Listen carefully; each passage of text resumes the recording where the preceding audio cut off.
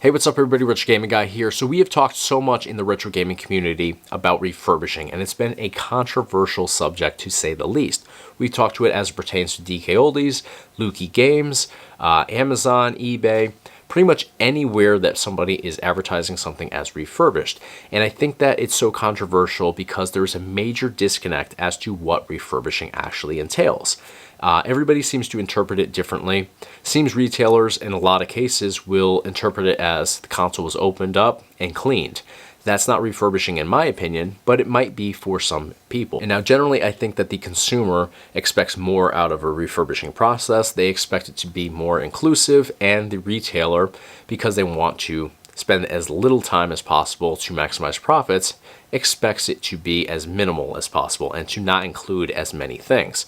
Now, I think that we should have some way to set guidelines for exactly what refurbishing is, console by console, because every console does differ.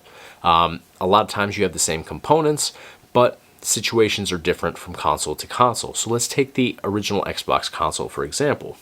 That is known to have capacitor issues. Not on every model, but the majority of models have a tendency to leak. If those capacitors leak, they basically ruin the entire console. So as a refurbisher, as anybody that is advertising an Xbox original console in refurbished condition, I interpret that as they open up their console. Yes, they clean it and dust it. That's first going to be step one in the process, because you don't want to do any repairs or assess anything if you have a dirty layout within. You want to make sure everything is cleaned off so you can actually see everything. If you have tons of dust in there, you can't properly evaluate what's going on within.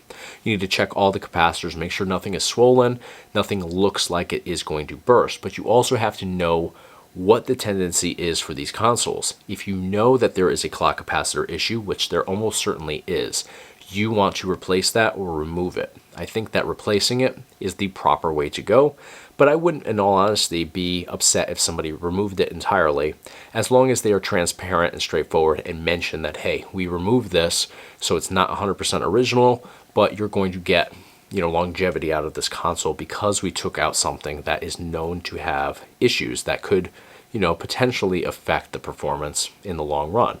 Other things to consider: you want to make sure that fans are functioning properly.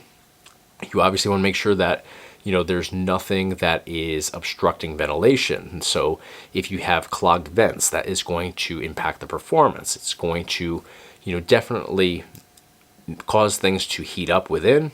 You also want to make sure that the thermal paste has been replaced. If we're talking about a 20-plus-year-old console that has never been opened before, the thermal paste is totally useless within.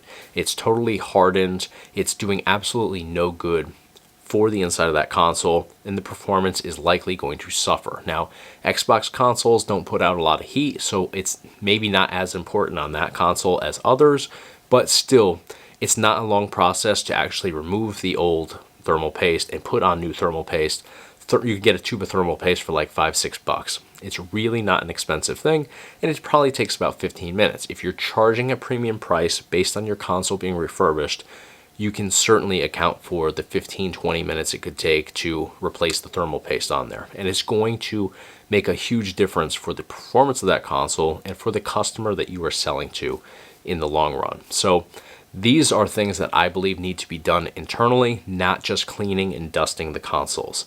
But a lot of people aren't even doing that out there. So that is why refurbishing is such a controversial issue, and I think the only way to solve that is to implement some sort of guidelines for what should be done on each console for them to be actually considered refurbished. And it's going to have to obviously vary console by console based on the individual needs of what each console requires to be hitting maximum performance and in the end lasting the longest period of time possible. So that's my interpretation of this controversial subject of refurbishing. Let me know what you guys think though in the comments of this video.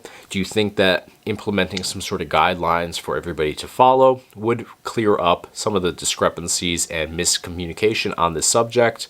Or if you have a different solution, let me know in the comment section. But you guys know the drill. Smash the thumbs up button on the video if you found this content to be interesting, helpful in any way. And of course, hit the subscribe button to stay in the loop for all future videos here on the Retro Gaming Guy YouTube channel. Thanks for watching. Thanks for your support.